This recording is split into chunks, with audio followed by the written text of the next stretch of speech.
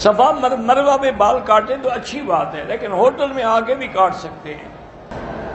ماں اپنے حصے کے پیسے سے بیٹے اور بیٹی کو برابر کے پیسے دے سکتی ہے زندگی میں، لیکن بہتر یہ ہوتا ہے کہ دونوں کو برابر دے۔ میں نے 3 شادیاں کی ہیں، تینوں ناکام ہو گئی ہیں، تو اب اگر کرو تو پہلے استخارہ کرو، خیر ہو تو کرنا، اگر خیر نہ ہو تو نہ کرنا۔ میرے بیٹے کا حادثہ ہوا ہے، دماغ پہ چوٹ لگی، 5 دن سے بے ہوش ہے، اللہ شفا عطا فرمائے۔ دعا کے بعد ہاتھ جو ہے منہ پہ پھیرنا تفاعل ہے کہ اللہ کی رحمت آ گئی جو ہم اپنے منہ پہ پھیر رہے ہیں۔ اگر کسی کے گھر میت کے افسوس کے لیے جائیں تو کہیں عظم اللہ اجرکم انا للہ و انا الیہ راجعون، اور اللہ اس کی مغفرت کرے، درجات بلند کرے، تم لوگوں کو صبر دے، یہ دعا کریں۔ جو بچے مردہ پیدا ہوتے ہیں ان کو نہ جنازہ ہوتا ہے نہ کچھ، بس ان کو کپڑے میں لپیٹ کے دفن کر دیں۔ آپ مجھ سے محبت کرتے ہیں، اللہ جزائے خیر دے۔ طواف کے دوران ہم اگر 4 کل شریف پڑھ کے ثواب بخشیں وہ بھی جائز ہے۔ طواف کے دوران حتیم میں 2 رکعت پڑھنا ناجائز ہے جب تک طواف ختم نہ ہو جائے۔ میرا بیٹا عارض بیمار ہے، اللہ شفا عطا فرمائے، اللہ ہر بیمار کو شفا عطا فرمائے۔ تمام انبیاء اپنے قبروں میں زندہ ہیں، شہید جب زندہ ہے تو نبی کی شان تو کروڑ درجے بڑی ہے۔ کہتے جی 65 سال کا بندہ 2 شادیاں اور کرنا چاہتا ہے، ٹھیک ہے، وہ جانے، اس کا کام جاری ہے، کوئی مسئلہ مجھ سے پوچھنے کی کیا ضرورت ہے۔ بیت اللہ کو سب سے پہلے فرشتوں نے تعمیر کیا اللہ کے حکم سے، پھر حضرت آدم کے دور میں تعمیر ہوا، پھر حضرت ادریس کے دور میں تعمیر ہوا۔ طائف اگر چکر لگانے جائیں، واپسی پہ احرام باندھے بغیر آئے تو دم پڑ جائے گی، طائف میقات ہے۔ شار ابراہیم پہ صفیں بن جاتی ہیں، اگر آگے جگہ خالی ہے لیکن صفوف نظر آ رہی ہیں تو نماز ہو جائے گی، نظر نہ آئے تو نماز ہی نہیں ہوگی۔ میرے بھائی کی بیوی چلی گئی ہے، بہرحال اس کو کہیں کہ سگریٹ بھی چھوڑ دے اور 2 رکعت نماز پڑھ کے وہ اس کی بہن دعا کرے، اللہ آسان کرے۔ رات کو کوئی دیوال نہیں ہوتا، دیوال دن میں ہوتا ہے جب سورج ڈھلتا ہے۔ سورج اور چاند کو جو گرہن لگتا ہے، اللہ پاک اپنے بندوں کو خوف دلاتے ہیں کہ اللہ کے عذاب سے ڈرو۔ اگر اتنے بڑے کرے بے نور ہو سکتے ہیں تو تمہاری کیا حیثیت ہے۔ میری بہن، چھوٹی بہن جو ہے، خوبصورت بھی ہے، پڑھی لکھی بھی ہے، لیکن رشتہ نہیں ہو رہا، 3 دفعہ سورۃ الرحمن پڑھ کے دعا کریں۔ ایک عورت نے عمرہ کیا لیکن بال دوسرے دن کاٹے، اگر درمیان میں اور کوئی غلطی نہیں کی تو کوئی حرج نہیں۔ میں نے میقات سے احرام باندھ کے نکلا تو راستے میں میری بیوی کو بخار تھا، تو میں نے ہاتھ اس کے ہاتھ پہ رکھ کے دیکھا کہ بخار ہے یا نہیں، کوئی دم نہیں، کوئی بات نہیں۔ مغرب کی اذان کے فوراً نوافل کی پابندی، مغرب کی اذان کے بعد 2 رکعت پڑھنا مستحب ہے، لیکن امام حنیفہ فرماتے ہیں مغرب کے بعد پڑھے، ویسے بھی پڑھے تو جائز ہے۔ میرا نام ماہی ہے، اللہ پاک آپ کو کامیاب کرے، اللہ پاک آپ کو صالحین کے ساتھ رکھے۔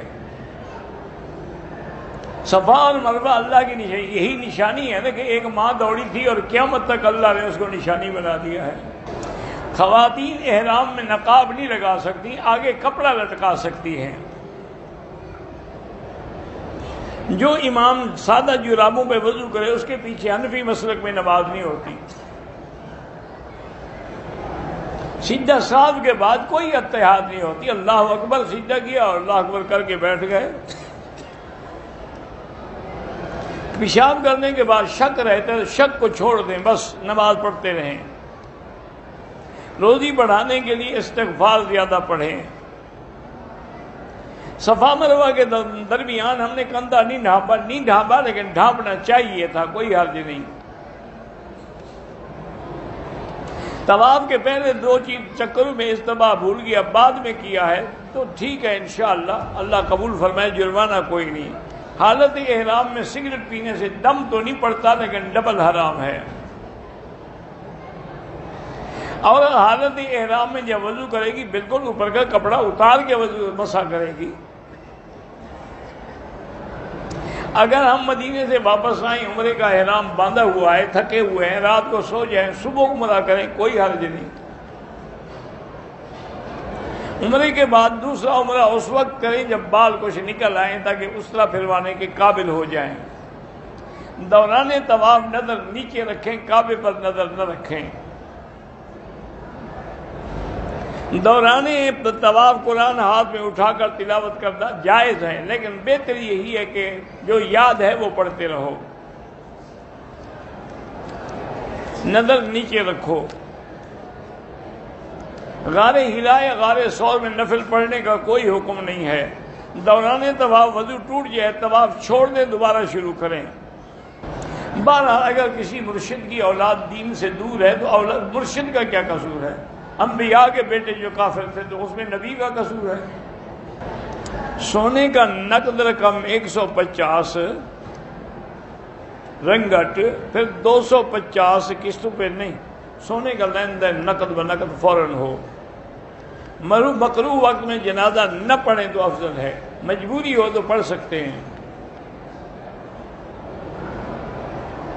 ایک عالمہ سے نکاح کرنا چاہتا ہوں تو 2 رکعت پڑھ کے دعا مانگیں اور سورۃ الرحمن پڑھیں۔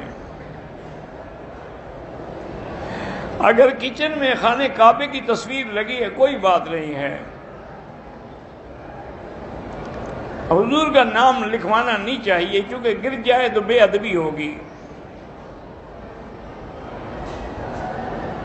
اگر کسی کا نام محمد ہے تو وہ کچن میں بھی ہر جگہ جا سکتا ہے۔ احرام کے دوران، سعی کے دوران احرام کندھوں پر ہو۔ حرم میں اگر عورتیں بیٹھی ہوں تو جنازہ پڑھ سکتی ہیں۔ میں نے نیت تو میقات سے کر لی تھی لیکن لبیک یہاں آ کے پڑھا، اللہ قبول کرے، ایسے غلطی ہے، لبیک فوراً پڑھنی چاہیے۔ بعض اذکار جو ہیں جہرن بھی ہوتے ہیں، بعض لیکن افضل یہی ہے کہ ذکر جو ہے وہ سرن ہو، لیکن اگر جہرن بھی ہو تو وہ بھی جائز ہوتا ہے۔ اگر آپ کے یعنی بنڈل ہیں ان پر آیت الکرسی لکھی ہوتی ہے تو وہ اتار لیں، اتار کے محفوظ رکھیں۔ بال سر پہ اس طرح پھروائیں، اس طرح نہ پھروائیں تو کم از کم بالوں کا چوتھا حصہ سارے سر کا اتر جائے۔ سبز لائنوں کے درمیان میں تیز چلنا چاہیے کیونکہ وہاں بی بی صاحبہ نے زیادہ تیز چل کے اپنے بیٹے کی پریشانی میں، کیونکہ جب وہاں جاتی تھی تو حضرت اسماعیل نظر نہیں آتے تھے۔